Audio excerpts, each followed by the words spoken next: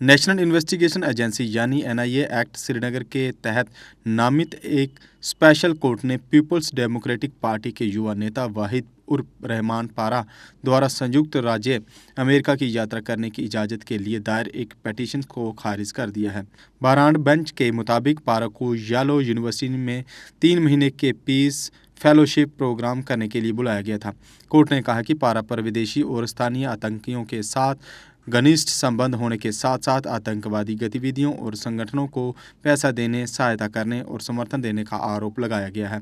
इस कथित अपराधों के लिए पारा पर अनलॉफुल एक्टिविटीज़ प्रिवेंशन एक्ट यानी यूएपीए और इंडियन पिनल कोड यानी आईपीसी के विभिन्न प्रोविजंस का आरोप लगाया गया है। इन प्रोविजंस के तहत मौत की सज़ा और उम्र कैद की सज़ा तक होती है। इसलिए स्पेशल जज संदीप गंडोत्रा ने कहा कि इस बात की जायज़ आशंका है कि पारा भारत से भाग सकता है और उसके खिलाफ कलेक्शन ऑफ एविडेंस को वादित कर सकते हैं। कोर्ट ने अपने आर्डर में कहा कि इससे न केवल मामले की सुनवाई में बाधा आएगी जो एविडेंस लेवल पर है, बल्कि एप्लीकेंट के देश से भाग जाने की जायज़ आशंकाएं हैं और वह संयुक्त राज्य अमेरिका में कलेक्शन ऑफ एविडेंस को वादित करने की कोशिश कर रहा है, जिसके लिए ML8 अनुरोध भारत सरकार के माध्यम से भेजा गया है।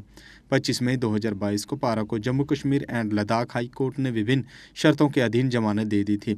इन शर्तों में ये भी शामिल था कि वह ट्रायल कोर्ट की पूर्व इजाज़त के बिना जम्मू कश्मीर नहीं छोड़ सकता।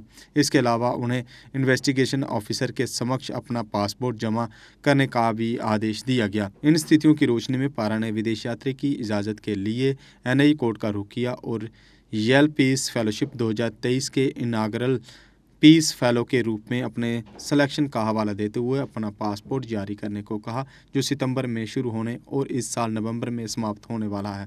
पब्लिक प्रोसिक्यूटर ने ये तर्क देते हुए कहा कि फेलोशिप पैरा के खिलाफ चल रही जांच और मुकदमे को बाधित करने का एक साधन था। पेटिशंस पर आपत्ति जताई।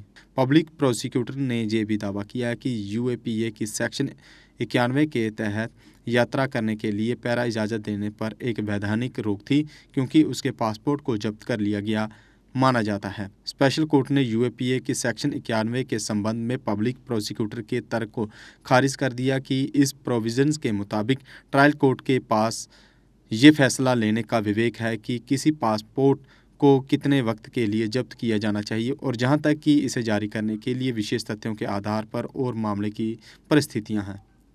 हालांकि कोर्ट ने पारा की पिटीशन को इस चिंता के आलोकन में खारिज कर दिया कि जांच और परीक्षण जो कि सबूत के स्तर पर हैं, अगर उसे विदेश यात्रा की अनुमति दी गई तो वो वादा उत्पन्न होगी। एक्साइड नियो अब आया है नए रंगों व फीचर्स के साथ। मजबूत बॉडी, शानदार डिजाइन, आरामदायक राइड और असाधारण खूबियों से लैस नए जमाने की इस ई रिक्शा में मिलेगा रियर व्यू मिरर जो LCD डिस्प्ले में बदल जाए और ड्राइवर को बिना सर घुमाए गाड़ी को बैक करने में मदद करे। इस तकनीक में पहली बार पीछे कैमरा लगाकर ये अनूठी विशेषता प्रदान की गई है।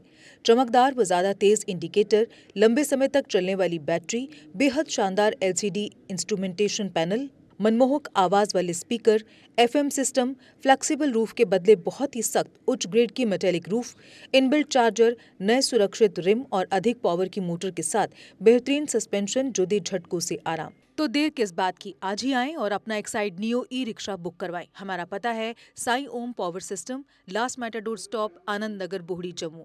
जम्मू संभाग में डीलर बनने के लिए संपर्क करें 0191 2554 360।